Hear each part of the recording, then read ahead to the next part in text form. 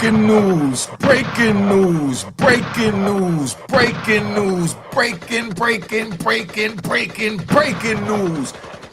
Yo, Big U is getting ready to go for his bond hearing today. I'm going to play a whole video to let you understand what's going on in the Big U's case.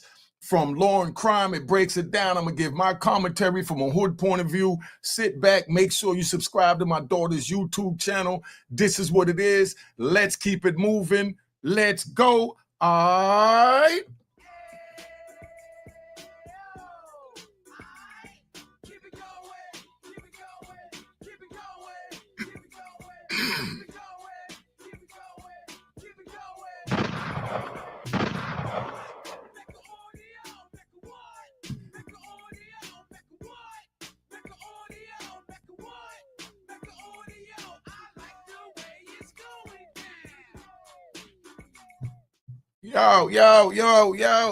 Yo. This is what it is. This is what it is. Big U is going for his bond hearing today. Let's get this started. Let's see what law and crime going to say to fill us in on where we at with the Big U case. So if you don't know about the Big U case, you need to watch this video, share the video with who you need to share it with. Put your comments in. Let's keep it moving. All right. Prayers. I need y'all to... I don't even know what to say. Remember Big U? He turned himself into federal custody last month after a shocking indictment alleged he committed a number of crimes, from embezzlement to fraud to extortion to robbery, as well as violating the Federal RICO Act. But that's not all. His indictment comes as such a shock because to the public, he appeared like an OG who just wanted to do good. But according to the feds, that was all a ploy. Yo, see, that's where the problem come in at, right? So y'all understand. This man is doing something for the community, and at the same time, when you're dealing with the community and the people that deal with the community, you have to deal with them a certain way so that everything rolls smoothly. So I'm just giving my perception of the way I see this right here with Big U, right? It's like he's doing good, but then he still have to deal with the gangbangers. You understand what I'm saying? And the local stick-up kids, thugs, and everything else. So he still have to have that energy to be able to move forward to, you know, be Big U, to make sure they understand that his word is law, you know? And that's what I think that they interpreted in as he was out there doing this and out there doing that, you know, when all he was really doing was what we call communicating with the hood. See, you have to know how to communicate with the hood. People come and they say they want to help the kids, and they got all this money in Washington in the state, and they definitely trying to help, so they get a round of applause for that. All right, relax. But what? Calm down, y'all, relax. But while they're trying to get this in order, at the same time, it's like he still have to deal with the gangsters, man.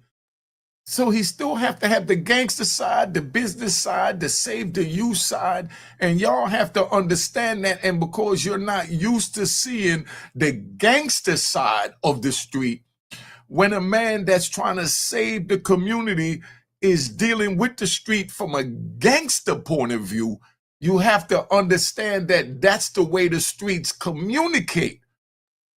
And all he's doing is communicating, because that's equivalent to if someone was trying to, you know, come in to help save the youth. He got a three-piece suit on and a briefcase. They're not going to listen to that.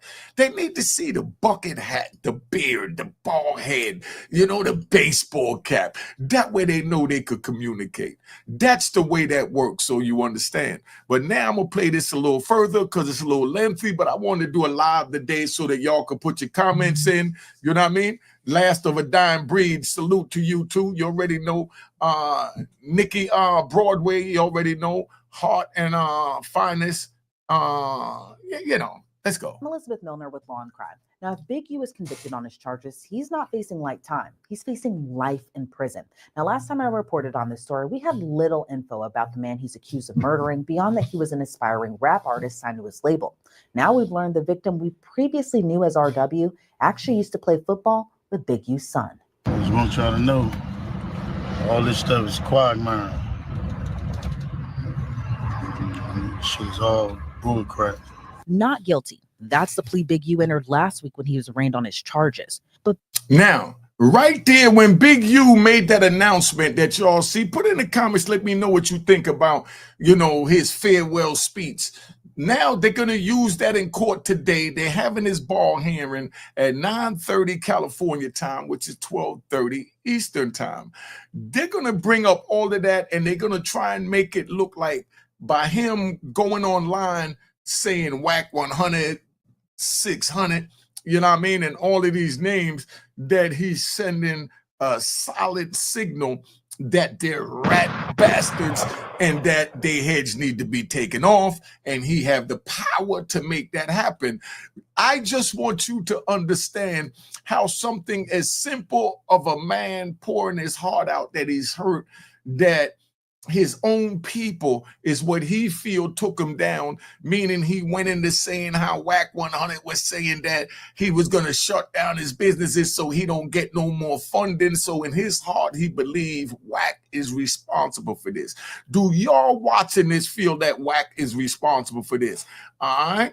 Mickey Broadway, that's what's up. Good looking on the super chat. But that's where we at, right? So, and he knows how to play by the rules. I don't understand how hard this is, that the game is to be sold, not told. I'm giving y'all nothing but jewels right here. I'm even doing this live. So y'all get to see how I do it in my joint. Look, right? I'm going to show you what y'all done blessed me with, and I want to give you all a round of applause for the Cash App and the donations. Right? I'm going to show y'all right now. Relax, y'all. Relax. Could I show you? Could I show you what's going on? Slow down, y'all. Slow down. Check it out, right? Bang. Now we can take it to a whole nother scene because your Cash Apps came through and you looked out. I appreciate y'all that respect the game. Let's keep it moving. Big U is looking at a major uphill battle, and the battle of a federal trial could soon begin as early as next month. According to his federal indictment, Big U ran a criminal enterprise that they call the Big U Enterprise. Court documents say the Big U Enterprise is a mafia-like organization that utilizes Henley's stature and long-standing association with the Rolling 60s and other street gangs to intimidate businesses and individuals in Los Angeles. Federal prosecutors claim Big U is known and regarded as a leader within the Rolling 60s Crips and is let me say this, right? This is the I'm going to blow your mind right now, right?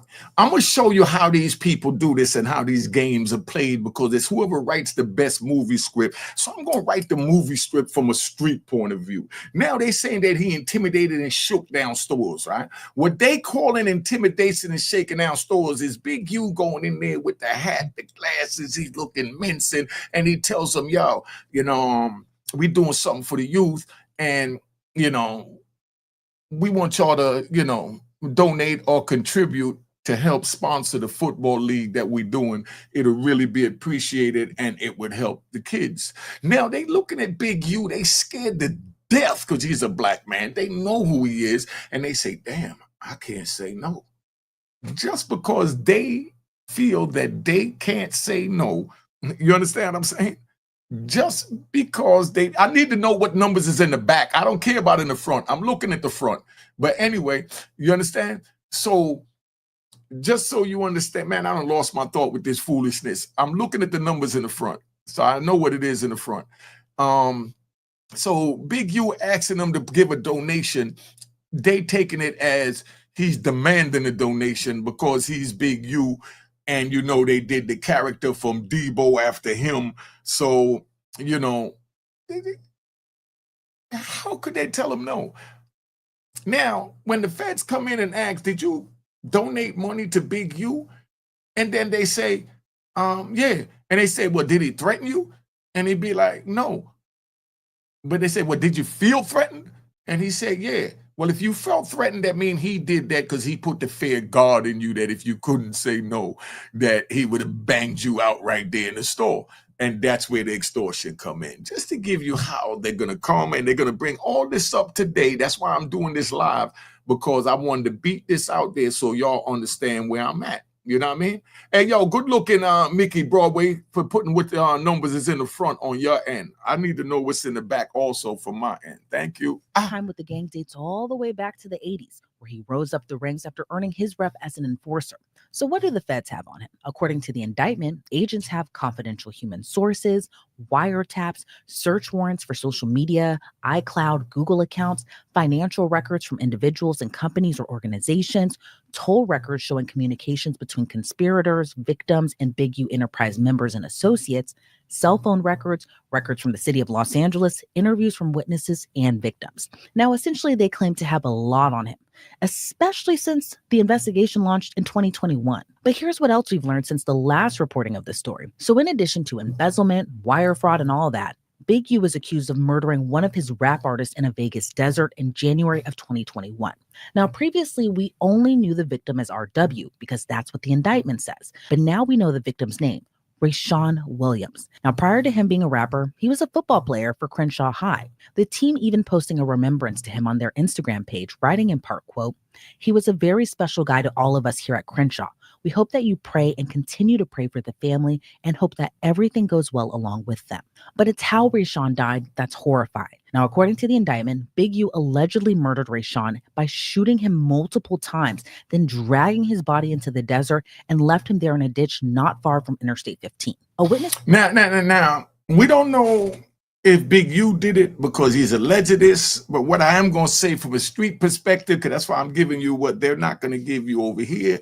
Bottom line is, when I hear that somebody was shot multiple times in the face and left out in the desert, all I could think about is they really pissed somebody the F off. Somebody was really pissed off to fire a number of joints in someone's face, point blank. I'm just keeping it 100. That's why I say don't go out there in the street. Don't get caught up in that, because the things that might piss you off might not piss off the next person. And the way you may react to getting pissed off, the next person might not be able to do that. You understand? So you can't put your morals of your aggression into the next person, because that's how you could lose your life. And here at Unique Mecca Audio, we're trying to show you how to save your life and save and preserve your freedom by not breaking the law. I done showed y'all videos of CCOT to let you know what's going on. They talking about sending what they call homegrown criminals and gangsters, like what they're labeling Big U as, all the way to El Salvador, to a prison they got called CCOT. I might even pull that up in a little bit, but I want to stay on where I'm at. You know what I mean? EJ, put your face in the screen so I can see you if you're trying to come up, family. All right. Hey, yo, we ain't gonna do this with you laying in the bed, my brother. Yo, let me finish my show. You got to sit up or something. You look good, though. You real chilling, but right now I'm working. All right, let's go. Investigators, Big U was one of the last people seen with Rayshawn before his murder. But why would he kill his own artist? Well, allegedly, Rayshawn recorded a diss track about Big U, even seemingly foreshadowing his own death. Now, the indictment says, quote, RW was dissing Henley, referring to Henley as the bro that makes some money, and that RW may get shot in the face for thinking his lackadaisical use of the studio and general representation of unique music is funny. Now, just 5 days later, after laying that track down, Rayshawn was shot in the face with a revolver that left no shell casings. But it's unclear if Big U heard the lyrics prior to the murder. But according to the internet gossip and rumors that are swirling around, others have suggested other reasons for why Rayshawn was murdered, like Whack 100 alleging Rayshawn and Big U's son were in a relationship and Big U didn't like that. Now, nowhere in the indictment does it claim that that happened. All right, so what do you think about Whack even bringing that to the social media to let us know that, you know, he feels that Rayshawn Williams and the brother that lost his life, rest in peace to him, you know, was in a romantic relationship? What do you think about Whack bringing that there when that's not even in the indictment? And do you think that that will wind up in the case? Now they got a new angle to go down to say that, oh, they was lovers and the father didn't approve of it. So the father wound up blowing his face off and taking him out in the desert to save his son's reputation or his family name, that there is no he cipher, monkey cipher within the family. I mean, somebody let me know. You know, somebody said Wack playing police games. That's what AP said.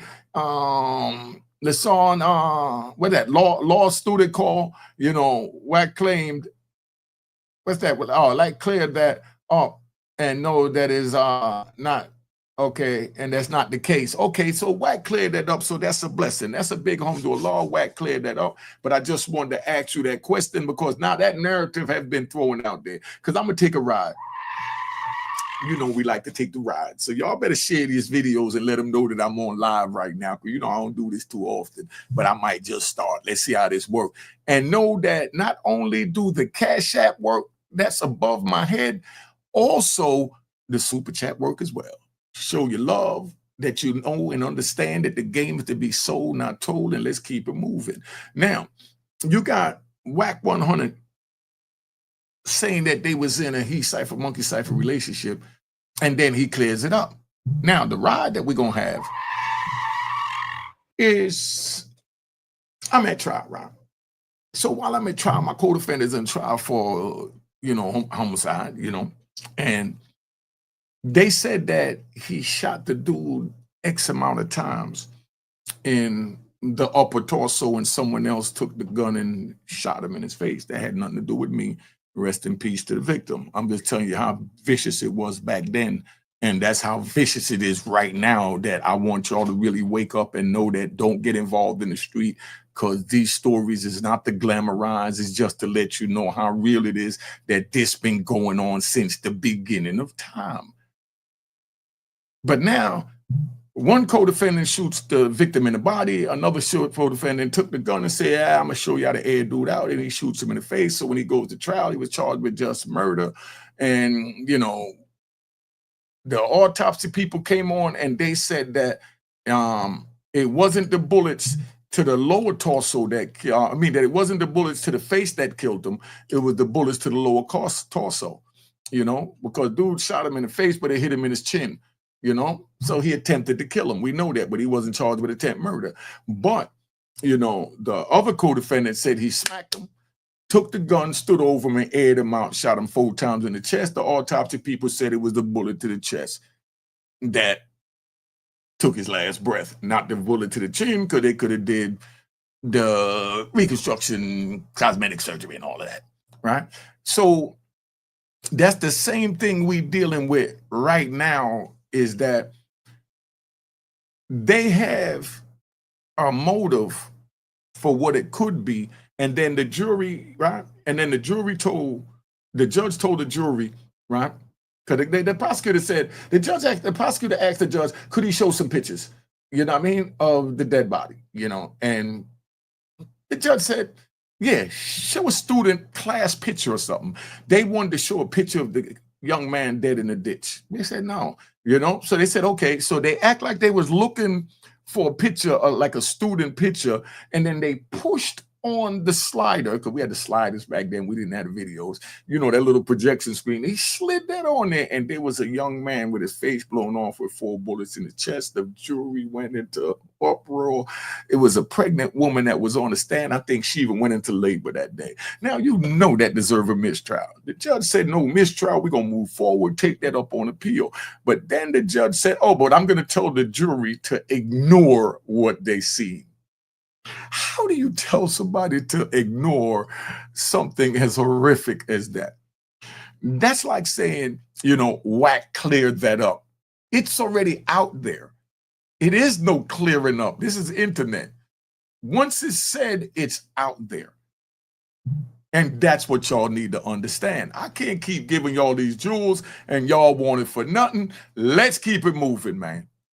But Wack 100 and Big U hate each other. So who knows? It might be Wack trying to get another jab in. But in addition to murder, federal prosecutors allege Big U's enterprise purported control of LA, to the point Big U allegedly required musicians, athletes, and others who wanted to do business in LA, both legitimate and even of the criminal kind, to check in. Now, if you're unfamiliar with checking in, it's pretty much you had to get permission from Big U to travel to LA if you wanted protection. Ironic. How did he think he was going to get away with telling people you got to check in these states? Someone tell me that. How do you say to someone that you got to check in? That don't even make no sense to me. Do you think that the state or the government is going to allow an individual to play police and take away the job that we're paying taxes for them to do, to bring it to a street level so they can grease their pocket? Somebody tell me this content ain't fire. Put it in the comment. I don't need the rat bastards. Where have you heard it so real and raw? Here it is, a black man in America telling a citizen, you have to check in with me. I don't care if you got a permit to shoot a video in the park or in the rolling 60s hood. I'm running this, not them. Ain't he thought he was going to get away with that? Hey, y'all, and I'm going to just keep it 100, man. Jay Prince, you was on that bullshit too, dog. Jay Prince, you was on that bullshit too. Now, don't let because you done see they done grab Big U up, now you gonna act like you didn't deal with the check-in, because I seen a video that you put out there where little baby gangster came out there, they jacked him for his Rolls Royce, and then all of a sudden his stuff mysteriously turn up in your hands, and you telling him to come get his keys on social media, and you don't think that they're going to charge you for the same thing that Big U? This is just a test run. Big U is a test run. They know your bag is bigger than Big U. So they're testing it out with Big U, how they're going to implement this RICO with the check-in. Where you going to get content like this? Jay Prince, stop it. They on your tail, dog. That's why when I make a video saying the feds are coming, like I made a video about Yo Gotti, the feds are coming. Yo, my dog, that ain't wishing nothing on them. That's just giving content and my opinion from my experience on how the feds rolled on me. How they coming? My opinion, my experience.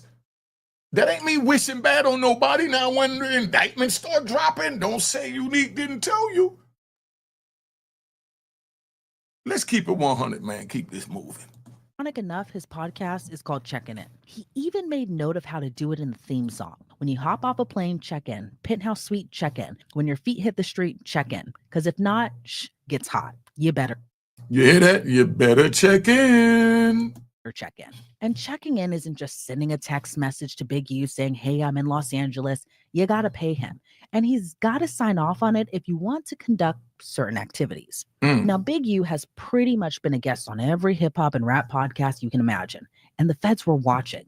Now, they cited in the Hip Hop Uncovered documentary that Big U stated, if you don't pick up the phone, that can mean death for somebody. And the Nothing is Something podcast, he said, you go and check in. You could choose not to, and it's going to be a problem. If you choose not to check in, you suffer the consequences. Now, an example. Now, they took his exact words from a podcast, is what they just read, and they put it in the indictment. Now, if I saw Jay Prince with little baby Keys saying, you know, come get your car, and baby told you like he was supposed to, that little dude gave it to you raw. And I respect that young man. He get 3 gunshots. My bag, that was 4. All right, but he get the extra one and another one. All right, little baby told Jay Prince, dude, they ain't just make 1 key. I don't need to come get nothing from you. You know what I mean? Whatever you want, you bring it. How much more gangster could you get from a young man than that? He gets a round of applause. I got to give him a round of applause for that. I got to give him a round of applause. Y'all put in the comments what you think about that. Y'all put in the comments. I mean, you can't get no more realer than that, man. Dude told him, man, keep them keys. What I look like coming? You done took that? You got that. Now I'm going to make my move. But we don't need to talk about our moves. And Jay Prince really thought that he was dealing with a little lame or something. The way he was talking, oh, I got the keys and he got the cane and he got his homies. Yo, no disrespect to you, Jay Prince, but these young dudes is killers too. You know what I mean? Don't think that it's just old dudes that know how to take lives now. Let's stop it.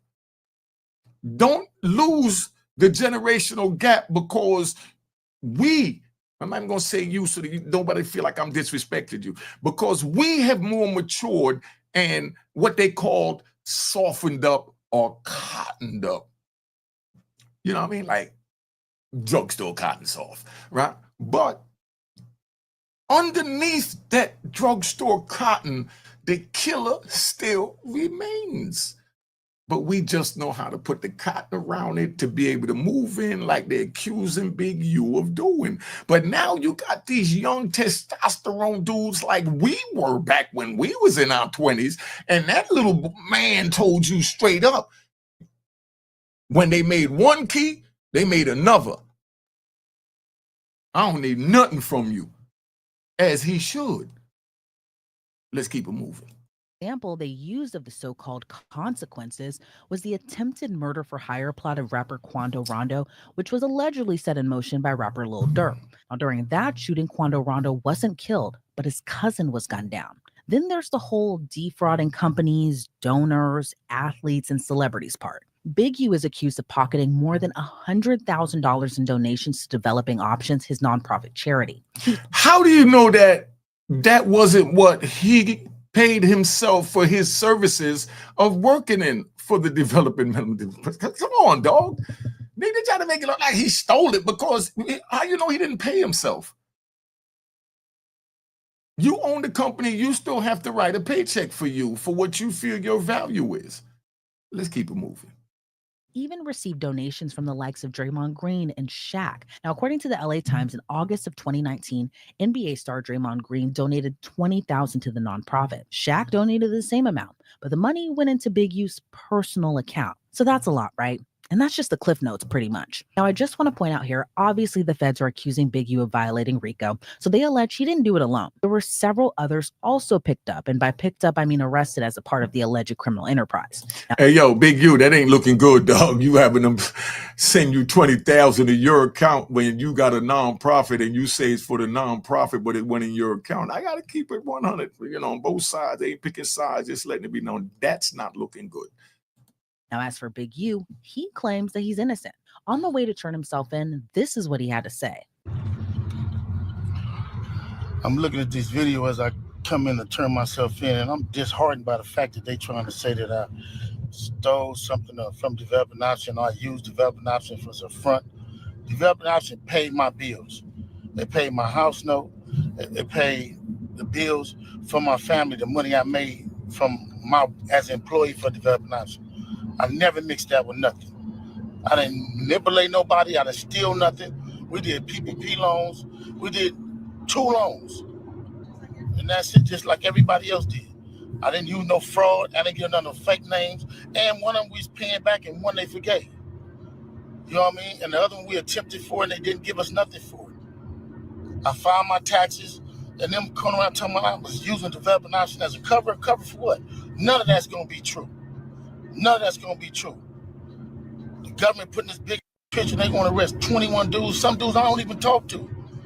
I don't even know nothing about. So how the hell you going to lump me in with all them? But it's all the big picture, though. It's all the big picture. Now I'm going to be sitting in here. It's going to be years out of my life. Then you going to get dudes who I don't even talk to. What they going to say? Hey, yo, listen, right? Listen. Because we got to take a ride on this. Big U. And to all of y'all out there watching, first of all, before I go any further, man, hit them like buttons. They free. Y'all scared of the Cash App? Y'all scared of the Super Chat? Hit the like button. Give me a thumbs up. Give me something. You know what I mean? Let me feel like I'm getting something for giving y'all this game. All right, let's get them likes up, man. The likes this week, we have 1,300 people and 68 likes. Come on, get the likes up. Show some love. But anyway, now, Big U, you don't have to know your co-defendants, right? This is the way the RICO work for y'all that's watching this, so you understand. You ain't going to get this nowhere else. You got the man at the top. Big U, they saying you at the top.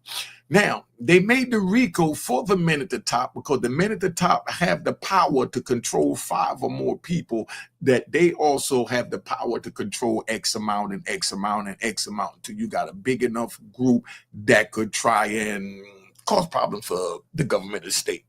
You know?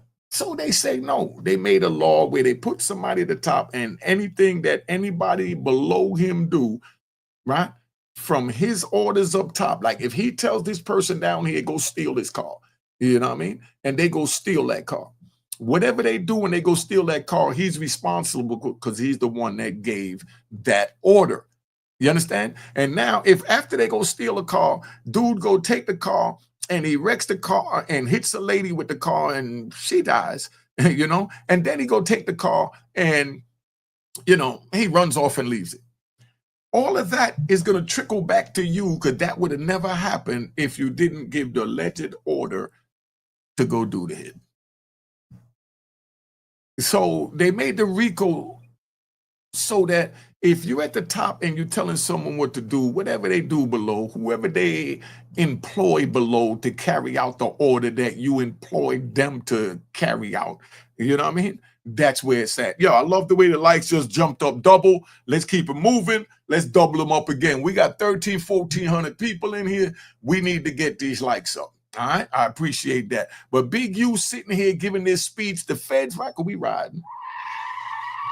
The feds is going to switch this around to make it that he's sending the subliminal messages for his supporters, aka Rolling 60s, Rolling whoever, Rolling for Big U, to go out and do something to the names that he said. Then they can try to even say that, you know, they're definitely going to say he's impeding with the investigation. Now, he's impeding, what they're going to say is because you're letting them know who's a rat bastard. You know what I mean? Oh, my bad. Who you think is a rat bastard. And that's where that goes. Let's keep it moving. You're ruining people's lives. I heard it's over 21 people that's been arrested. It's It is what it is. Definitely is. Church, just pray for me. Pray for me, pray for my family. And you look at what we did. You look at what I did. I've been home 21 years. But no disrespect, just keeping it 100, right? Big U's asking the people to pray for him. And Rashard Williams, the young man that lost his life, that you was alleged of taking his life. Alleged, let's get that right. They're looking at this and they saying, pray for you? What is you, stupid? Because they're holding him responsible based on street gossip, street rumors, and internet talks. So in their mind, he did this. In many of the viewers' minds, he did this. How many of y'all feel that he's guilty of sin? Put it in the comments. How many of y'all feel that this man is guilty of sin? And how many of y'all feel that this is just another ploy like they got, you know what I mean? Who they got lately? They went after Jay-Z. Oh, let's talk about the criminal joint. They got Diddy, they got Dirk. You know what I mean? Who else they got? Y'all put in the comments. Diddy, Dirk, they went and got Young Thug. You know, I mean, put it in the comments. You know, they just, you know, now Big, you tell me it's like only us. I'm just saying, somebody put in the comments, let me know who we at. It ain't over though. That's what it's not. Blessings. I'm looking at all these charges on the news. I'm headed back to LA.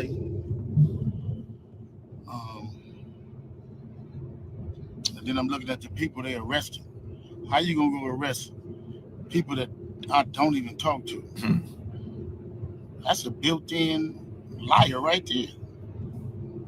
You know what I mean? So is that how they gonna work the case? Everybody know I don't him. Everybody know I'm bang. So if you want to arrest certain dudes, them was and put them next to me, them was the dudes you gonna have to call themselves turning against me. Well, ain't no turn against me. I ain't going for that. You might as well go get 600 and whack. These dudes been saying I did all year. So what they doing is they go on the internet and these dudes say that I did something on the internet. Then when you say I did on the internet, they go investigate it. Now you raiding my houses, raiding my shops, raiding all this stuff. And talking about I'm committing crimes and covering up with developing option. What? Hey, yo, did you hear that? Cause we ride. That's why I love these lives, man. We riding right now. We riding. Check it out, right? So you understand. When he just said, y'all might as well go get whacked. Y'all might as well get this one. Y'all might as well go that one. The feds is going to say that he's sending a hit squad out of them just for that. And he's just really talking to the people, pleading his case, speaking from his heart, how he feels. He feels they responsible for him going down, and he's letting it be known that he's hurt, that his own people talked him into indictment, that he himself also talked himself into indictment. Let's say that. But that's what he's saying with this farewell, Instagram live. But they're going to twist it and make it that he's sending the hit squad. He's telling them rolling the roll. Said, y'all might as well go get them. Now, imagine some creep, all Waters, what's up? Thanks for subscription. There you go. Y'all subscribe, P Waters. Y'all subscribe, get your name pop up, do all that. Make sure you hit the notification bell when you do that, right? But, you tell me. He said, y'all might as well go get them. All of this is going to be manipulated to say that he guilty of sin. What crimes am I committing to cover up or develop an option? You know what I'm saying? I ain't committed no crimes and covered nothing up with developing option. It's crazy. But this how they get you. They get one or two people to say something. Ain't gonna be no real evidence. Ain't gonna be no real nothing. It's gonna be a repeated thug. It's gonna be a bunch of people in jail for a bunch of different crimes that don't have nothing to do with me. They finna lump all of us up and say it's all around the 60s. You right, Ron. You right. See, this is the game that I give. Now I need y'all to hit the likes for this. I'm gonna give y'all some game, and all I want in return is the like button hit, and y'all hit that subscribe and notification bell at the same time. Definitely the notification bell. Now, right? Big U is this is crazy, man. I'm just listening to this. Listen to this, man. Listen to this. Ain't gonna be no real evidence. Ain't gonna be no real nothing. It's gonna be a repeated thug. It's gonna be a bunch of people in jail for a bunch of different crimes that don't have nothing to do with me. They finna lump all of us up and say it's all around the 60s. Yo, that's how the RICO and the conspiracy charge work, Mr. U. Because I'm gonna take you on a ride. My indictment went like this, right? I'm gonna tell you how my indictment went. Show you how crazy it is. The same way you was baffled right now, I was baffled. And I was the same place you was at. So I'm not saying nothing against them. I'm just telling you that I've been there, and that's why you only get this content over here. So all I'm asking is hit the like button, notification, and subscribe right now. Now, check. When I sat there, I go to the courtroom and I don't know none of my co-defendants. I'm chained up with 8 other men, because there was 3 on the run, but I'm chained up with 8 men, a chain on this wrist, another man here and another man there, and they got me at the front because they saying I'm the leader of this chain that I'm carrying. They telling me that I'm the leader, and I'm looking like, oh, who are these people? You understand? And then we had a dude that was online that was right next to me because he had the murder charge, a young boy. I ain't gonna say his name, rest in peace. He's no longer here. He went home and did a bad transaction or something like that. But anyway, so we standing up in this line, and he says to the judge the same thing I said. I said, yo, who are these dudes? I don't even know these dudes, just like Big U saying. And then this dude over here that was next to me, big dude, about 6'4", and I'm like 5'10" at the time. He reached over and he swung his big mitt and tried to bust me in my face while we all chained together, and we started fighting in there. When they broke the fight up, they asked the judge. And the judge asked, what is going on in the courtroom? And he said straight up, man, I don't even know this dude. What is he, a rat? The dude calling me a rat because he's saying he don't know me. And then the judge looked at him and said, well, I want to introduce you to your leader. I said, huh? He said, he's the leader. You know Peter Hall? I said, yes. He said, well, that's Peter Hall's baby brother, and he has all the cocaine in the world, and he's been sending it down to Peter Hall, who you have been buying from, and everybody else that's chained up with you. So they like, yo, we was just hustling on the block, hanging out on the block together. We wasn't no gang or no group or no crew or no nothing, and I don't know him, and I only cop from Peter Hall. Peter Hall didn't tell me what to do with the drugs after I got the drug. He said, okay, but that's what this trial is about. You get a chance to speak your case. That's your boss. That's your co-defendant. Y'all take your black asses in there and prepare for trial. And that's what they telling Big U. Take your ass in there and prepare for trial. You don't need to know your co-defendants. At all, you don't need to know your co-defendants. You know, your co-defendants is there, and they're just there because they carried out the orders that you gave or sold the drugs that you sent down to poison the community, which Unique Mega Audio has, and apologized, and gave my deepest sympathy as long as my 26 years and a half for violating the community in the manner that I did. And now Unique is trying to give back by trying to talk to the youth so they don't wind up where Big U was at. They don't wind up where Unique was at. You understand? Make sure y'all go check out Street Knowledge Podcast. That's my man Bootsy. Go to Street Knowledge Podcast. That's one of my little homies that became a big homie while I was gone for 3 decades. And any man don't understand that because he left somebody behind that was, younger than him or less experienced than him or had less finances than him. And then here it is, you get stuck in a cage where you don't move, but beyond the snail's pace when they out there moving like this, catching the cat. Now, I remember when come we ride. I remember when I called Bootsy and he was on a joint, 2005. So y'all know, I know I'm talking about. He was on that joint where you go chirp, chirp. You know what I mean? It was some chirp thing. And he's calling homies all the way in New York and here in Carolina. And I'm like, yo, what is that? And he said, nah, I think it was a Blackberry, a chirp, whatever. I don't even know what it is. Yo, listen, I liked it so much. When I went to the flea market, I found these old ass phones. I'm trying to figure out how Bootsy did that.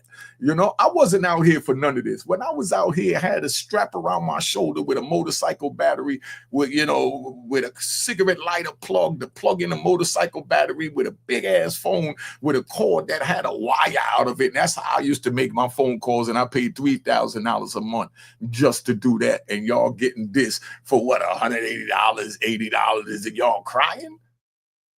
I just don't get it. For the life of me, I don't get it. For the life of me, I don't get it. But, it is what it is. Let me get back to Big U. But that's what it's you. You don't have to know your co-defendant. Stop it, dog. Stop it. Watch it. We just seen it with us.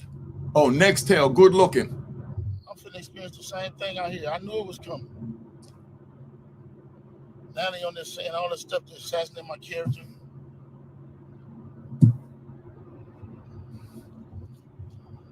Hold up. Did he just say assassinate his character? Didn't Big U go up there and say he was the biggest gangster and that you had to check in if you wanted to see him?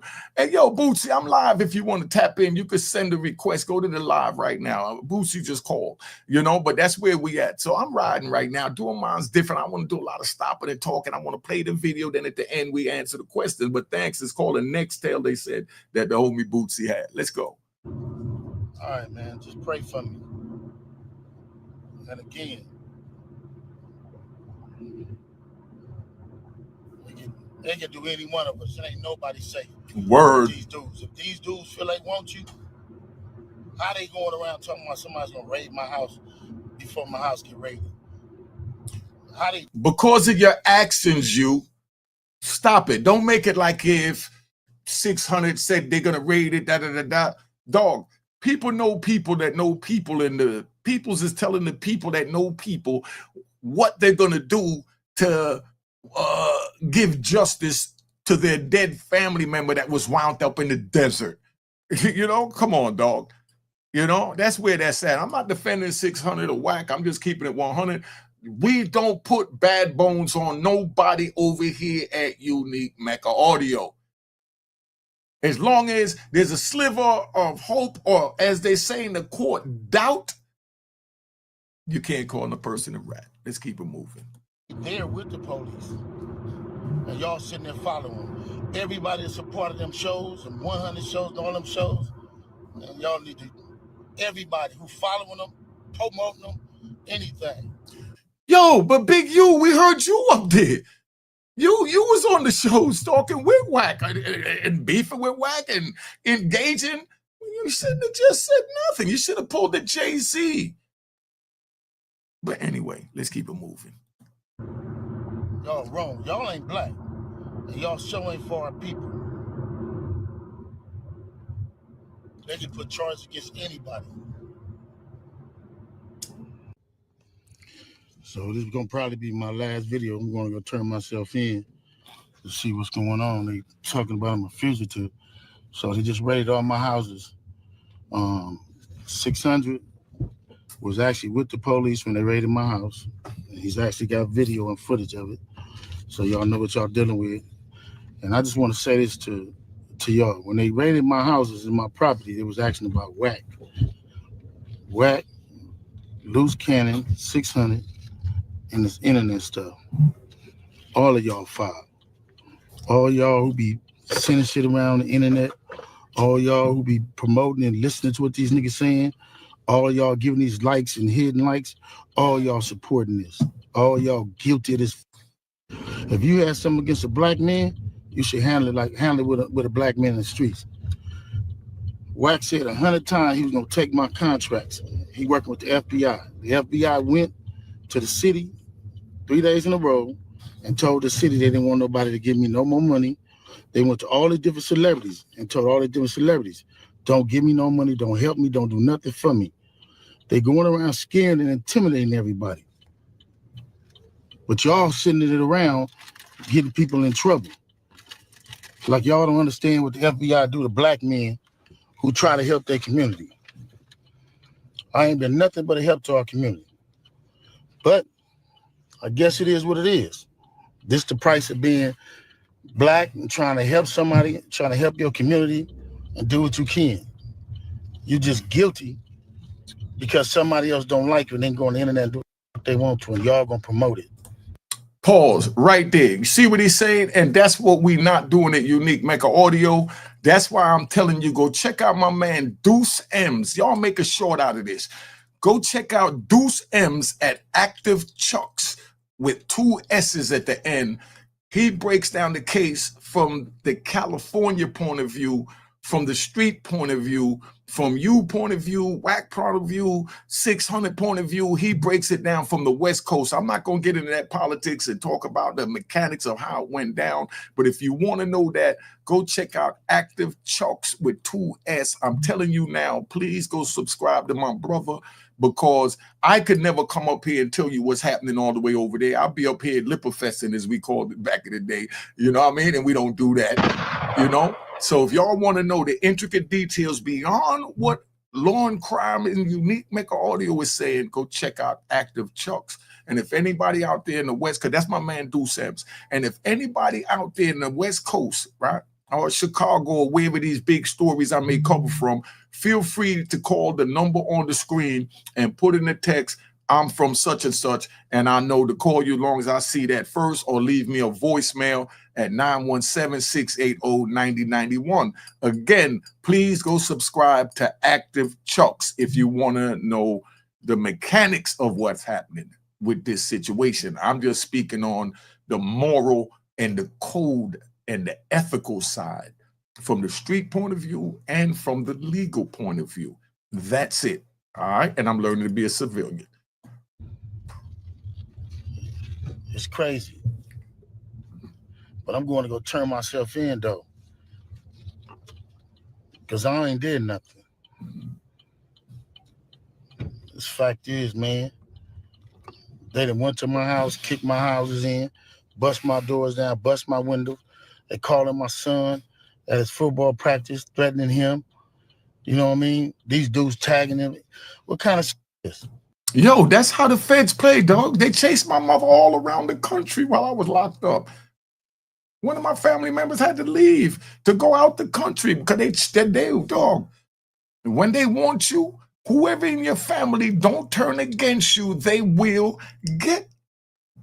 them. Stop it. But y'all gonna be rolling with these dudes. And I got this last thing to say. Wax said he was gonna destroy developing option, right? So who gonna replace developing option?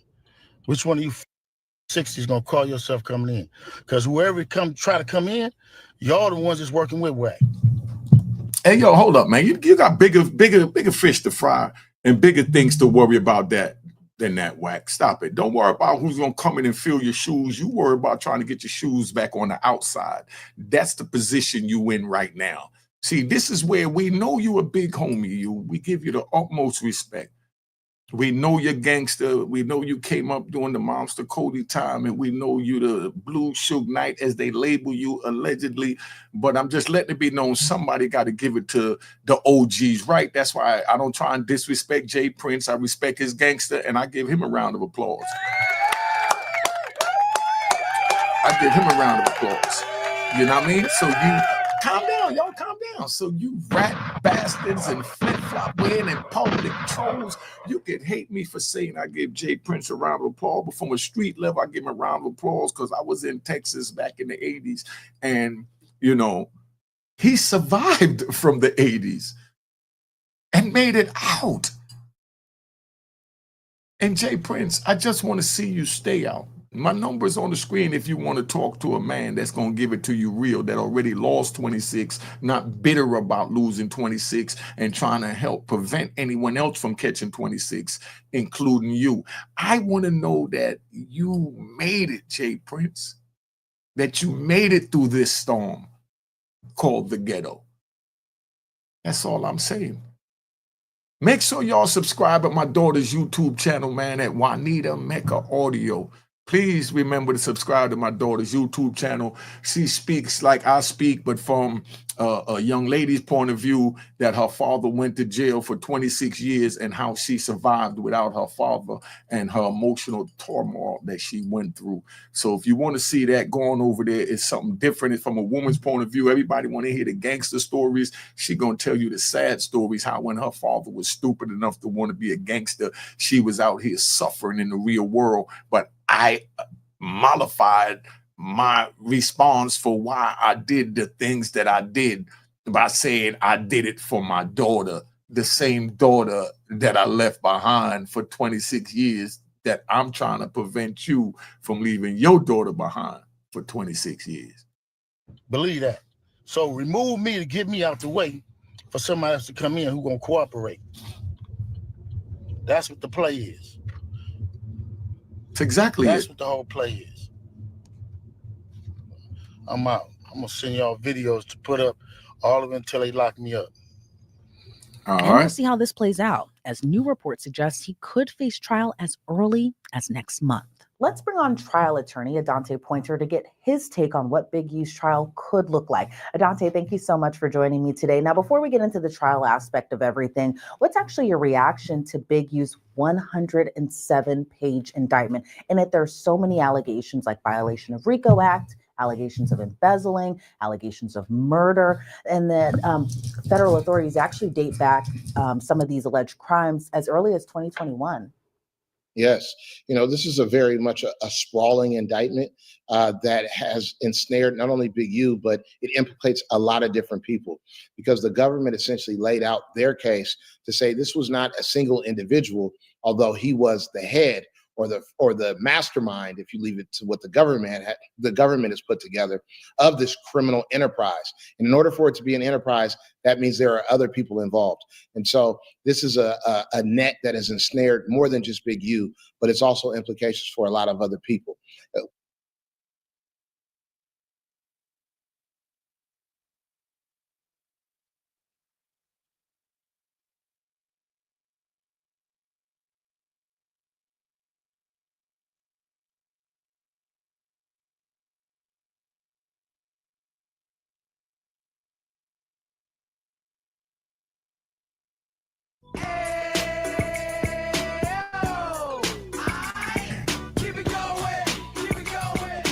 I had it on.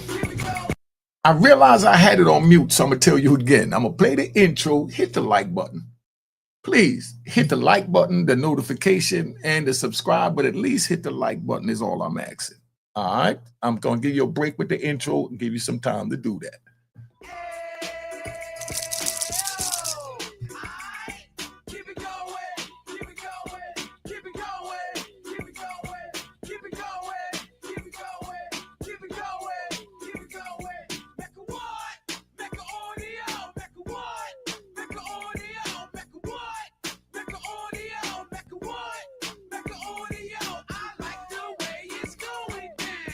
Going on. All right, so let's go. On a far-ranging list of crimes. And, this is something that was pretty shocking to read. It almost read as if it was a fiction novel.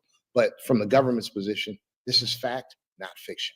Yeah, and it does feel like it's a movie script just kind of playing out. And it's interesting too, because the persona Big U kind of portrayed was that of a former OG that's now a community activist. He wants to do good for the community. And while we can say two things can be true at once, right? Like maybe he was doing good for the community, but if you believe what the federal authorities are alleging, especially in this indictment, he was running pretty much essentially a mafia-like enterprise. They even said that in the indictment. Let's get them likes up. Get them likes up. That's all I'm asking. Let's get them likes up. All right.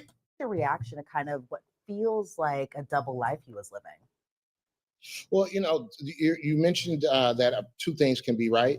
And so he could have also been engaged in things that were positive, if you will, for the community in terms of helping a community that's very disadvantaged and hasn't received the same economic opportunities. Nevertheless, you have to counterbalance that with these allegations right now that show that he was involved in not just trafficking and extorting people, but also they say that he personally committed a murder. So, those are very stark contrasts and contradictions of a person. And I'm sure the community knows him one way or maybe both ways. That's what's going to be pretty riveting, is to see if this case makes it to trial and or more information that comes out as relates to where the government got their information from.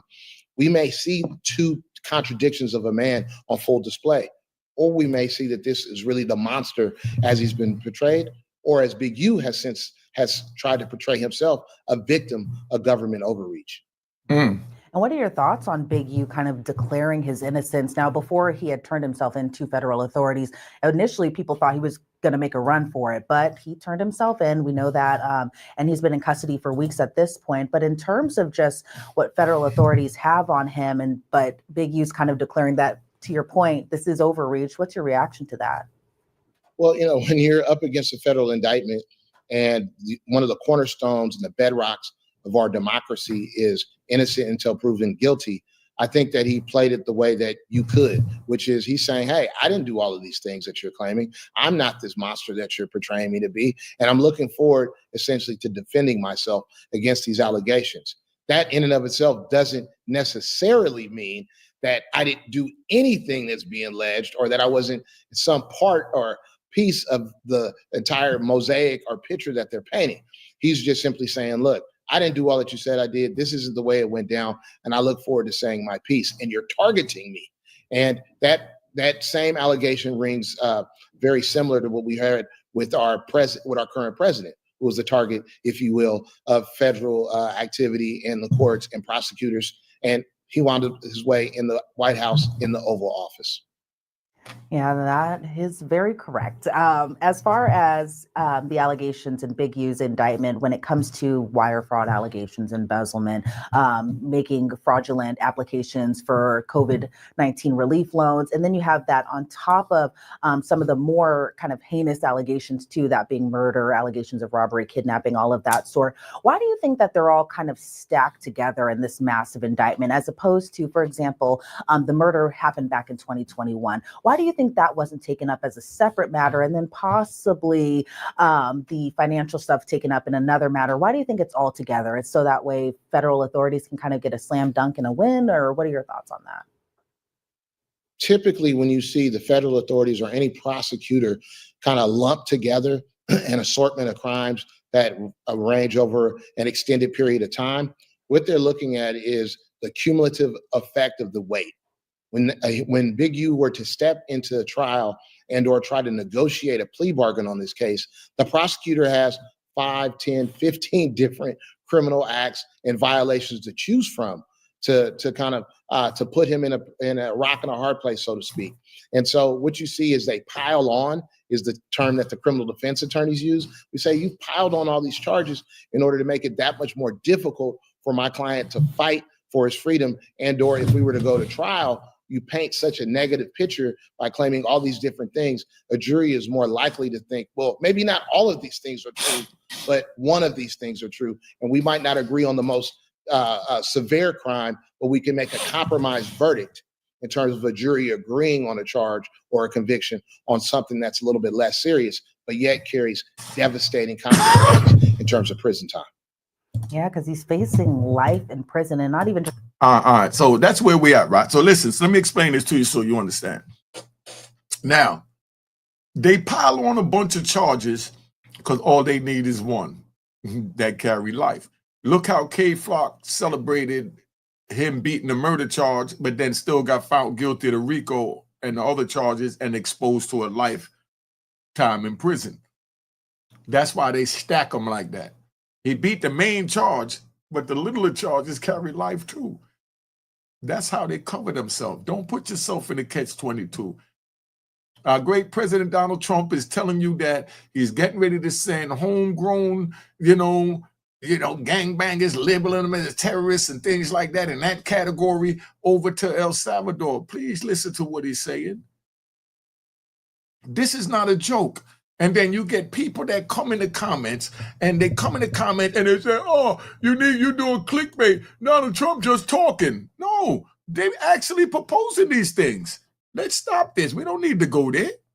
Just life in prison, a statutory max sentence of life in prison. What are your thoughts on whether or not this could be a possibility for him, especially given that, he had previously served time for a completely different separate matter. But in terms of just the punishment that he's facing, it is a lot of time. But what are your thoughts on it?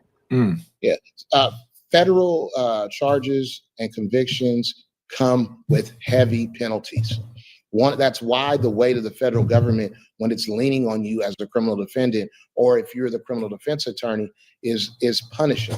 Because especially for people who have prior convictions, you have the risk of being declared a career criminal, which in and of itself invokes a mandatory minimum of decades of time.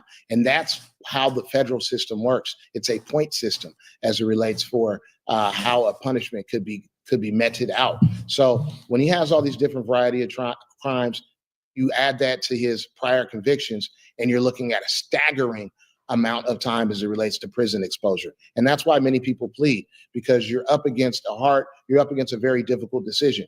Do I risk what might be hundreds of years in prison, or do I take 10, 15, 20 years, which is still an amazing amount of time, but you still have an opportunity to come home and restart your life, versus 300 years, which is essentially a death sentence.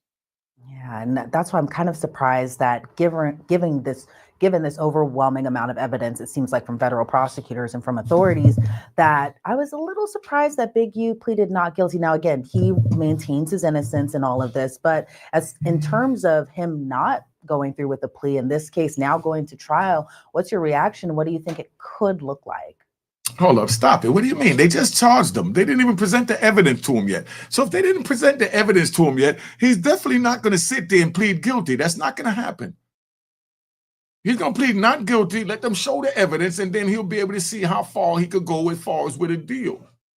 That's the way this play out, so y'all understand how y'all get the real over here, Unique Mega Audio. Well, he's going to have amount of time to review the federal government's evidence against him and try to challenge it, and then mount his own defense. At some point in time, as you mentioned, he will have to make the decision. Am I going to try to make a deal or accept an offer, or will I have to go to trial? Those are going to be heavy concerns and considerations for him to think through, because as we discussed, he's looking at an inordinate amount of time, and the federal government will give you that time.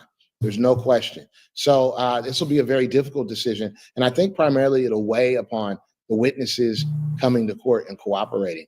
But that's actually a very common tactic of the federal government. Is when you're facing a federal prosecution, oftentimes they already have the witnesses against you in the bag, so to speak, and they're cooperating, and they have sentences, and they have statements and interviews and recorded evidence. So oftentimes when you see a federal indictment, the federal government has already done the research, they've already done their homework, but that doesn't mean people do not beat these charges.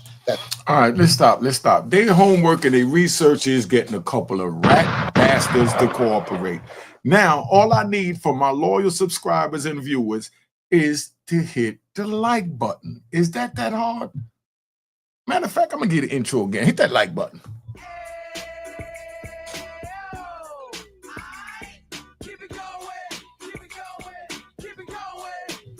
All right, now, could you please hit the like button? Please. Let's keep it moving. That certainly can happen. So it's to be determined, as they say. And as far as the murder allegation, he's accused of murdering a rapper that was signed to his label. And the feds pretty much allege that he did this because this rapper, who we now know to be Rashawn Williams, recorded a diss track about Big U. Now, it's unclear whether or not Big U actually heard these lyrics prior to the shooting.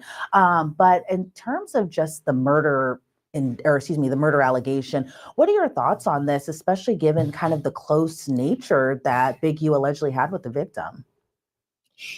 Once again, to read that allegation and to hear that he murdered a rapper that worked for him, that was on his recording label, that he actually was supposed to be looking out for and kind of shepherding through the entertainment industry, shot him allegedly in the face and left him for dead on the side of a highway, all because this rapper made a diss track or disrespected him in a song.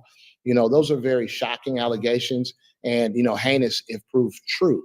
And, it's something that you'd hate to hear happen to anyone. But over something as petty as a diss track is something that's just unimaginable to think about, the depravity of a person to do such a thing. So, and you see how they running with that narrative? It's definitely a jaw-dropping headline. The question is it true? And what is the evidence to back it up? And so that remains to be seen.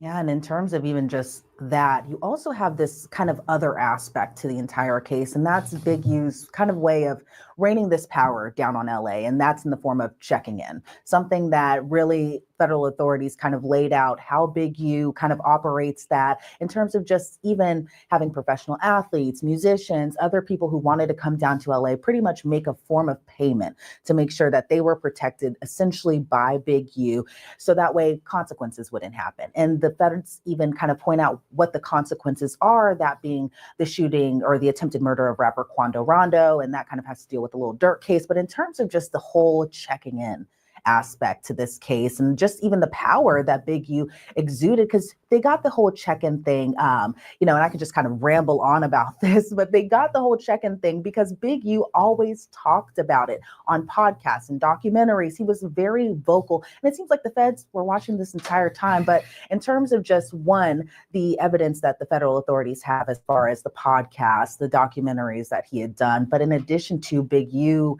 saying these kind of words out of his own mouth, how bad does that look for the defense come trial? All right, before he even answer that, right? Let me get into this. Let me just say this so y'all fully understand what's going on. Now, we got Big U charged with these serious ass charges. They not playing no games whatsoever. Now, hit that like button. I'm gonna say that first before I go any further. But Big U is sitting there and he locked up. He's looking at all this going on, regardless what happened at the end of the day, right? At the end of the day, they trying to take this man's life from him. And they're using his closest friends and comrades and things of that nature. And, I'm going to go right here. You need to hear in terms this. of just even having professional athletes, musicians, other people who wanted to come down to LA pretty much make a form of payment to make sure that they were protected essentially by Big U, so that way consequences wouldn't happen. And all right, see, so let me break that down. That's what I had to see. Get back to where they was at, right?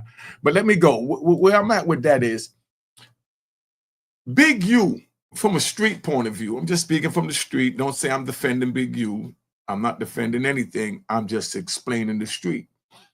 Big U is saying that, y'all coming down to our hood. You're eating. You're surviving. You're making moves. Where am I call that? You're making moves. You need to break my people off. You need to contribute something. Because you can't come down here, do a concert, made $2 million, and then leave nothing behind for the community. That's what Big U is saying from a street point of view. So I'm giving it to you raw that I know y'all not really looking at it, but I'm just telling you. Big U was speaking for the streets, right? As far as that, you seeing PNB Rock, rest in peace to him. He's sitting there with a big grip of money in the car, and he's driving through LA where dudes are starving. And you're getting ready to make 100 times that grip of money in your hand. What you gonna do for the people? And Big U was the voice for the people. The government called that extortion. In the hood, we call that representing the hood, meaning we all eat. If these rappers come down there and eat, then we need to eat. They can't just come down here and extract $2 million and leave us in the same condition that we're in. Not saying it's right or wrong. I'm just telling you where Big U's mentality is from the street and from a big trigger point of view. Do y'all understand that? Somebody put that in the comments and let me know if y'all understand what I just said. Because that might be a little bit too deep. Big U is the voice for the streets when he says check in. You come in, like he told Chris Brown, get the kids 500 pair of sneakers. You can't really make $1.5 million. Just give him 500 pair of sneakers. Oh my God, he's extorting Chris Brown. No, he's speaking for the people. And that's how the streets see it. But now the civilians and the things said that, man, that's Chris Brown money. He made that money. He ain't got to give it to nobody. He don't want to give it. He can pick whatever charity you want to give it to. He ain't got to give it to Big U charity. But Big U say, nah, you ate off my block. So my block deserve a piece of the pie. I mean, y'all put in the comments if you think that he's right for feeling that way or wrong for feeling that way. Or words you yourself have uttered out of your mouth, they're very hard to walk back. They're very hard to dodge the implications of those. And so many of these rappers and people in the entertainment industry have gotten very fond of getting on social media and on podcasts and telling stories or recording themselves in the midst of whatever they're doing, essentially admitting to what they're doing and describing what they're doing, which to me is essentially saying, hey, raising your hand and saying, hey, I'm ready to go to jail or I'm ready to go to prison. Take me in. And so unfortunately, for Big U, they're citing a lot of these different interviews or internet posts where he's talking about checking in. I do note that, and keep in mind, I imagine a part of his defense, I would think, is going to say, look, given where people want to film these videos or they want to come and do their marketing or their advertisements and shoot these videos, these are in dangerous parts of LA. And the police are not here protecting people. The police come after a crime takes place. Many people in these communities say the police come to pick up the shells or to pick up the bodies. They're not there before the shooting takes place or the protection before, the carnage happens. And so Big U's like, hey, I'm providing a service. These rappers, these entertainers want to come to these dangerous neighborhoods and take pictures and take videos. I'm actually there making sure that bad things don't happen. I'm providing order that the police are not providing. Now, right there. That's what I said. I don't even want to be on the screen when I said that, but I'm back. All right.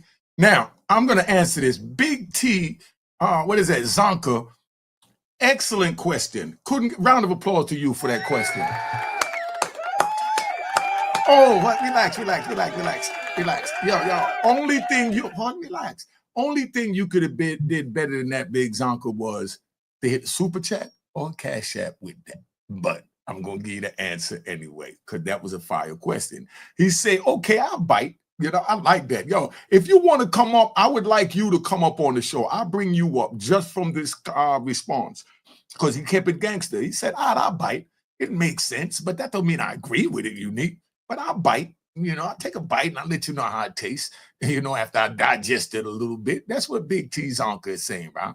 But then he said, what about the white artists that come? Are they exempt? Shaking my head. A very good reason to shake your head. I'm the people, right? He said, I'm the people, and in the street, he said, I'm in the street, and I definitely don't think none of that shit. Got it. You understand? Sounds excellent. But now, believe me, the white people, as you say, I call them Europeans, the Europeans, as you say, they paying in another way. They're just paying to charities in big lump sum, and then they recoup that back. So they are checking in. When they donate to the police athletic league, when they come in, the police is going to protect them. But Big U is saying, y'all ain't dealing with the police because the police don't come down here in the dirt and grit and grime. We're the police. Pun intended. No pun intended. No pun intended. We the police of this shit here. Y'all ain't make no donations to our boys and girls thing, our boxing camp, our football team, our basketball team. Y'all ain't did nothing. But Big T's uncle, the white people donated to their favorite charities. That's how they check in quietly. Big U was just a voice, and they just amplified his voice. And now it's a crime. Did I answer that question well enough? Put in the comments if you think I answered that. If you have a rebuttal to that, feel free to do that. I'm going to go over the comments in the right, so please stay on. We're going to get into that. All right? Let's keep it moving. When this is over, I'm going to get into the comments. That's very much like the Godfather Don Corleone-esque. So I don't know how it'll actually play in a courtroom, but I think many people in the community and in the industry understood it. Unless he was actively going after people saying, hey, if you didn't check in, now I have to come and rob you. And that is a part of the allegations in the federal indictment, is that it wasn't just he was providing protection in places and in ways that the police were unable to. It was that the allegation is that if he understood that a celebrity was coming to LA and they did not check in, did not pay the tax, if you will, for his protection, then he would actively send people after them in order to rob them, in order to further cement his reputation as the boss, if you will, in these neighborhoods. Or the enforcer. It's interesting too, because, given street code, right? Not that I'm too familiar with it, but from my understanding of it, it just seems like there is just kind of this code of honor in a way. That is just kind of the way that the streets run. And even in terms of Big U talking about checking in, he says, even when he leaves LA, he makes it a point to check in if he's going to Chicago, if he's going to Atlanta. So it seems like there's kind of this, if you do this for me, I do this for you type of code of honor in a way for this in the streets. But in terms of just leaving the street life, because they sometimes when you're caught too in deep, it seems like there's no way of getting out, and then this type of thing happens. But in terms of just, the OG's not leaving the street life. We're in 2025 now. A lot of things have changed in terms of, people are more vocal on podcasts or more vocal on social media, just about things that they may not realize could be coming off very criminal, but they're still talking about it, not realizing that other people are watching. But in terms of just the street life bleeding into criminal activity that just keeps going and going and going, what are your thoughts about that overall? Yeah, he certainly has a past that's been discussed, had some convictions, known to be a power player or the boss within his circle and within his circle of influence there in Los Angeles. And yes, people do check in when they go into different parts of our country. Now, is it a check-in to say, hey, I'm here, look out for me, tell me the best restaurants, tell me the best places to hang out, tell me the places to avoid? That's a certain type of check-in. And those are the type of things that many of us might do if we're going to a place that we're not familiar with, and we have people who are familiar with that place in our circle. The problem that, people run into is when you provide those type of recommendations or services, A, for money, and B, under pain of being robbed or beaten or killed. Okay, that's called extortion. That's different than merely, checking a Yelp review All right. And so that's what the federal government is talking about here. I do, once again, understand and appreciate the idea that these people often are high net worth individuals. They live a flashy lifestyle. They're going into areas where, you know, violence and crime definitely takes place. The police don't appear to be able to maintain that order. And there's something to be said about communities being organized in a way to where someone outside of the system who may not be able, the system in areas that the system may not be able to reach, is able to maintain some sense of order and decorum about. All right, I see a lot of people in the comments is saying that Big U is dead wrong. We're going to speak at that on the end of this video in about 5 more minutes. And I'm going to answer the comments. So please stay on. We want to get that right. All right. About how things are going to take place in these communities. And so that may be the role Big U played.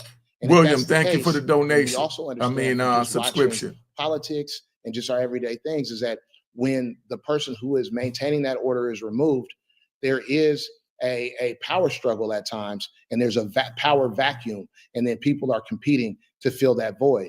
And oftentimes that leads to even more violence than the authorities think that they were trying to stem or quell. Instead, it incites violence and aggressive activity. And so that also remains to be seen. All right, hold on. We need to get these likes up, man. We need to get these likes up. So I'm gonna let you hear the outro. I ain't ending, but I'm gonna let you hear it. Toast the crime. All right. Cheers, cheers, toast the crime, the crime, the crime, the crime, the crime.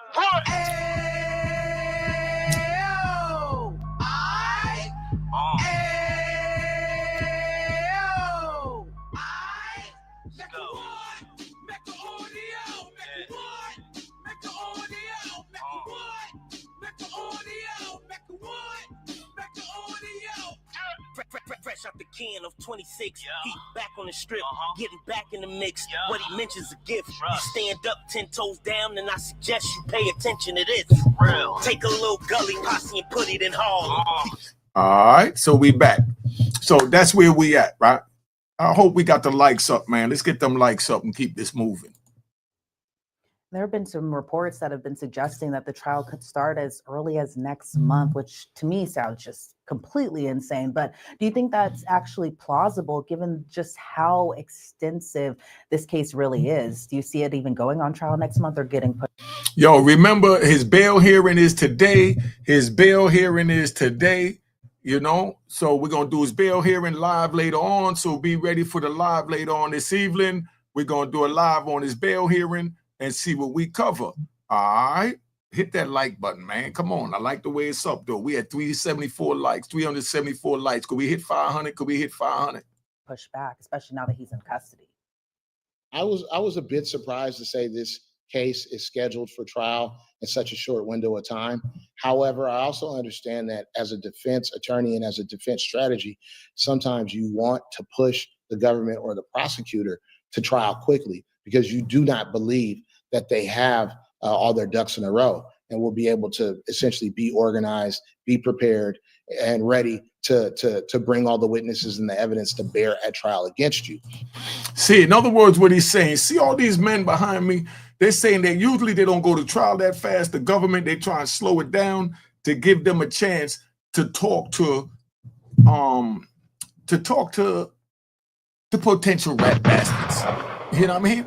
They trying to make rats out of the men that you see behind me, and that's how they're going to get their case, because then they're going to talk. And now, Rocker, we're going to take a ride.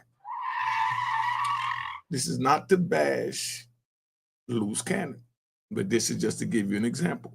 When you got a man that been vocal saying XYZ, and he's a man, so he's going to admit and stand on what he said.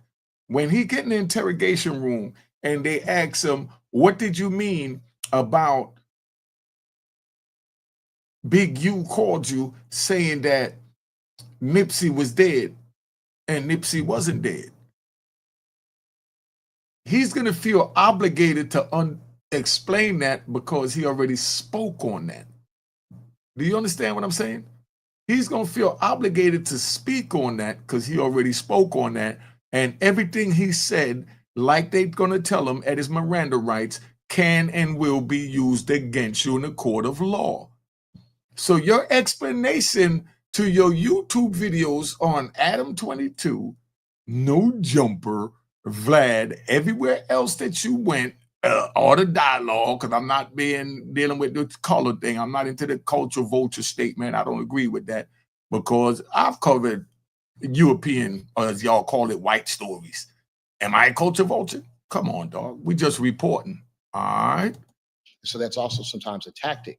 At the same time, generally speaking, time is in the defendant's favor if they allow time to kind of run out and allow time to extend out, because witnesses' memories fade, bad things happens to people, are not easily found, and a case can fall apart over time. And so it's usually that's to the defendant's benefit to allow the time to kind of run out and not ask or push for a quick trial. But just because the trial is scheduled for within a month's time or so does not mean it will go at that time. Often they both going to ask for extension on this. Time trials are delayed. They're continued to later dates for reasons on both sides of the aisle. Sometimes the prosecutor needs more time. Other times the defense needs more time, or even the court. So I wouldn't bet on trial proceeding in a month or so. However, it could happen at some later point in time if neither the defendant and the prosecutors can agree on some type of deal. And how much of a hurdle do you think the defense is looking at, even though the prosecution has the burden of proof, but in terms of just what they have versus the defense, do you think they're really looking at an uphill battle here? Well, assessing how difficult of a row it is for the prosecution to hoe is only going to be able to really be assessed once you see the evidence behind the allegations, and whether or not people who provided evidence to the federal government are actually going to come to court and say the same things.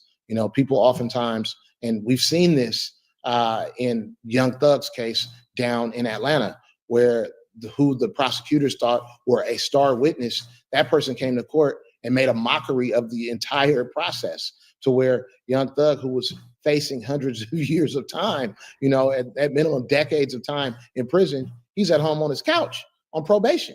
So, these are different. The outcomes are not certain, nor is conviction fixed.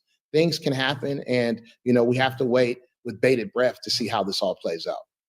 Right, because I remember very clearly when everything, and I'm pretty sure I know which witness you're talking about, where it just kind of felt like we were in the longest trial ever. It just all went from downhill. So you really never know when it comes to trials. She talking about Lil Woody. Now, could we get these likes button up? We almost at 400. Give me 400 and I'm out of here. All right. What the outcome could actually be. We had 400. I want to thank you so much for your insight into this case. I really appreciate your time. If you had a crystal ball, what do you think Big U is looking at in terms of a conviction? Do you see a jury saying not guilty? Do you see a jury saying guilty on all counts? If you had possibly a crystal ball, what do you think we're looking at? Well, I don't see a guilty on all counts. Oftentimes these charges, they vary in terms of their strength. What I can see, though, is given how the federal government works and the system and the weight and the awe, if you will, of when you read that, when you read the criminal complaint or the indictment and it says the United States government versus one individual, it really does mean that. So convictions are done at a very high rate in federal criminal cases. So I could see a conviction. The question that I can't kind of make out, and the answer that I can't make out of my crystal ball, is which conviction he'll go down on. All right, so that's where we at. Now, y'all tell me what you think of that, right? Y'all put it in the comments. We're going to keep it moving. Let's get to some of these comments now and see where we at. All right. I'm going back. They probably done tuned out from now. Okay.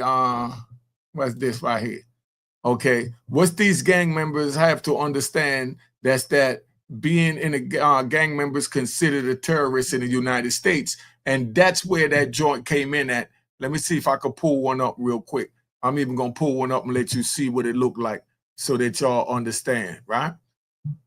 All right, might be fine. They always have them in my feed because that's what I'll be looking at. So we're going to come over here and we're going to put in CCOT.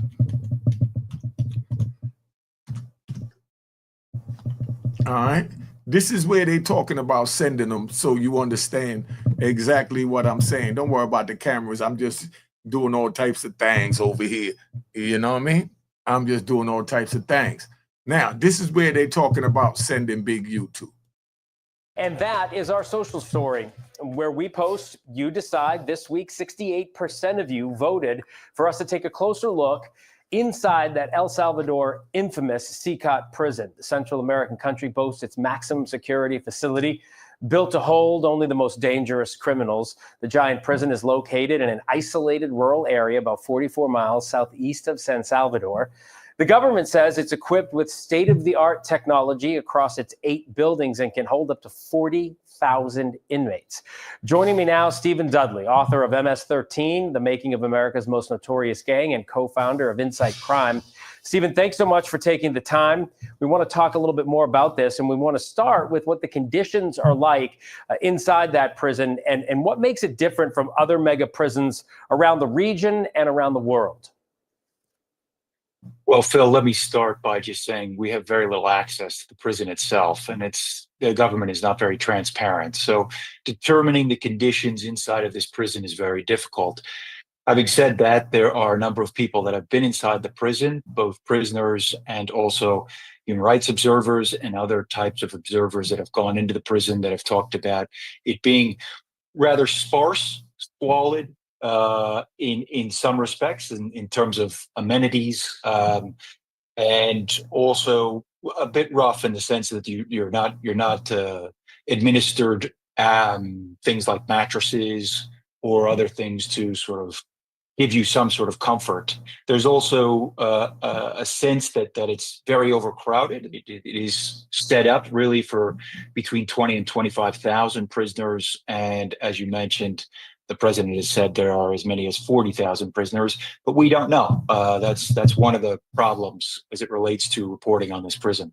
Yeah, our Matt Rivers, one of our correspondents, actually went inside and got to give us a look. But as you point out, got to show us what the government wanted us to see. And you actually say this prison is the embodiment of President Nayib Bukele, his plan. But for migrants from the United States who are taken there, is it dangerous for them? It certainly is dangerous. It's very hard, again, to tell how dangerous it is because we don't have any information as it relates to violence inside of the prison or killings inside of the prison. We know that some people inside of the prison have been tortured, and this is from human rights reports that have come out about this, tortured by the guards themselves. But it's very hard to tell. The problem for somebody like Abreu Garcia would be if somebody thought that he had claimed to be a member of the MS-13 without being a member, or if he were housed in an area where the rival gang was, and they thought he was a member of the MS-13. So let's say he was housed in an area with the 18th Street, and they thought he was MS-13 because that's the claim that the United States is making.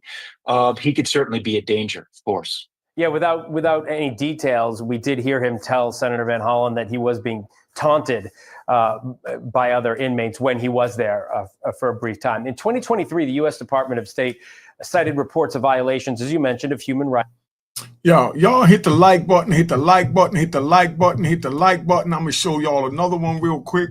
I'm going to show y'all another one. Let's get to it. The U.S. has sent hundreds of mostly Venezuelan migrants to be held without trial at this mega prison in El Salvador. It's known as CICOT, an acronym for Terrorism Confinement Center in Spanish. The prison opened in February 2023 as part of Salvadoran President Nayib Bukele's highly popular hardline security policy, which has resulted in a sharp drop in homicides. El Salvador claims it is Latin America's biggest, with capacity for 40,000 inmates. It stretches across 57 acres and is located in an isolated rural region east of the capital, San Salvador. Bukele has said the prison cost $115 million to develop and equip. Video taken from inside the facility often shows prisoners tightly packed together with their heads shaved. The mega prison doesn't have an outdoor recreational area and won't allow family visits. A September 2024 report from the Inter-American Commission on Human Rights expressed concerns about overcrowding. It cited a study that found CCOT inmates had an average of 6.45 square feet of space, which is below international standards. Could you imagine, right? Could you imagine just sitting in the bunk, right? We got to show you this picture. Could you imagine just sitting there like this all day? Could you imagine sitting there like this all day? You know, let's look at this. Could you imagine just sitting there all day, 24 hours a day, just sitting on a metal bunk, waiting to see what they're going to do? You know, look at this. Could you imagine sitting there all day? Somebody tell me, put in the comments, could you imagine just sitting there all day for the rest of your life just like this? If you don't feel that this video is worthy of showing to the young people, I don't know what to tell you. You know what I mean? I can't get no more real than that. Feds and other people always cell phones recording. You know what I mean? All right. It's a bond paperwork. Denied a bond today. The feds dropped the paperwork. Big U been working with them people for years. Nah, dog, I got to see this. I'm getting ready to do another video right now. You know what I mean? I'm getting ready to tap out. You see what he said? It's the bond paperwork. He got denied bond today. The feds dropped the paperwork. Big U been working with them people for years, allegedly. We're going to find out. I'm going to tap out. Been on here long enough. Make sure y'all subscribe to my daughter's YouTube channel at Juanita Mecca Audio. Remember that, Juanita Mecca Audio. All right, that's how her name is spelled. She speaks about what it was like doing time on the outside while her father was inside for 26 years, how she survived without her father for 26 years. So if you don't think that channel is worth watching, I don't know what to tell you. But the young ladies need to watch that. Let your daughters sit down and watch it. Your sons sit down and watch it. Your nieces and nephews, your cousins, your aunties, anybody thinking they cut like that. All right. Cheers, cheers, the crime, the crime, the crime, the crime, the crime.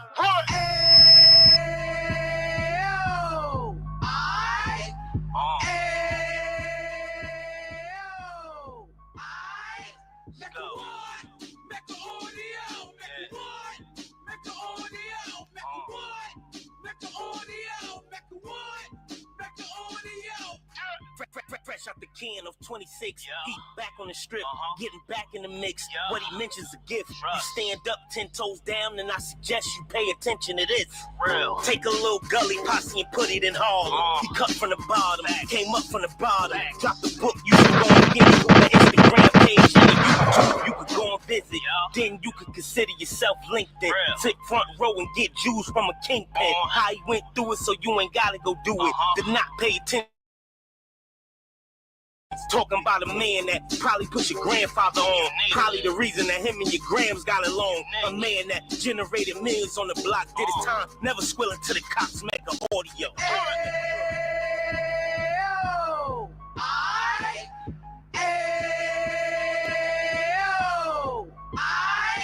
Make a what? Make an audio. Make a what? Make an audio. Make a what? Make an audio. Make a what?